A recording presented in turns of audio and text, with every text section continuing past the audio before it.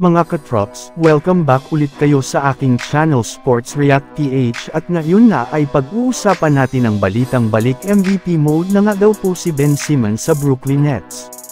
Pag-uusapan na rin nga natin ngayon dito sa ating panibagong video ang trade update ni James Harden sa Los Angeles Clippers.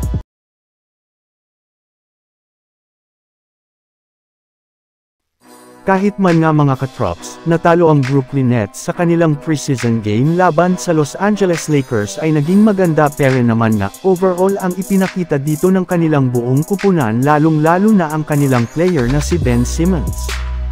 Yes, sa kanyang pagbabalik nga sa kanilang team ay sobra na nga agad itong naging agresibo pagdating sa opensa sa pagtatala niya ng 10 points, at 3 assists sa loob lamang ng 40 minutes na playing time kontra sa Lakers.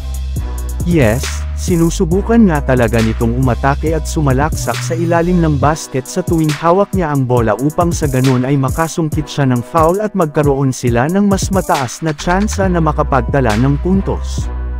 Ika nga'y, mukhang ipinapakita na nga nito na tuluyan na ngang healthy ang kanyang pangangatawan at naibalik na nga niya sa dati ang kanyang MVP form ngayong season.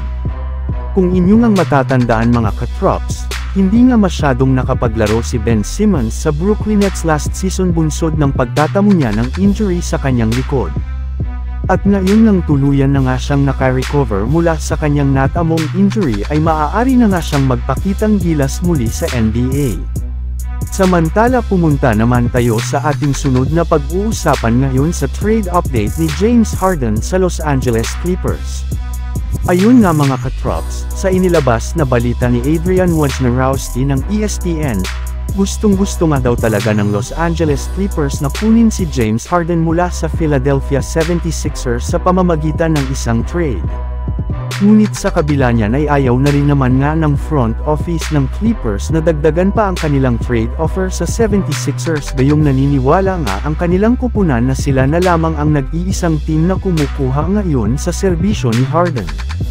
Kaya naniniwala nga sila na wala ng rason upang mag-offer pa sila ng napakalaking halaga. Sa ngayon nga ay pinag-iisipan ng Clippers na gumawa ng isang free team trade scenario upang makuha nila si Harden kung saan maghahanap nga sila ng isa pang kupunan na tutulang sa kanila. Bali, balak rin naman nga nilang e-trade ang kanilang mga matatandang player sa pangatlong team na sasali sa kanilang trade habang ibibigay naman nila sa 76ers ang kanilang mga future draft picks. So yun lang nga mga katrops ang handog ko sa inyong storya ngayong araw. Sana nag-enjoy kayo. Please like and subscribe my YouTube channel Sports React PH para sa iba pang storya at update patungkol sa NBA. Kita-kits muli sa ating susunod na video.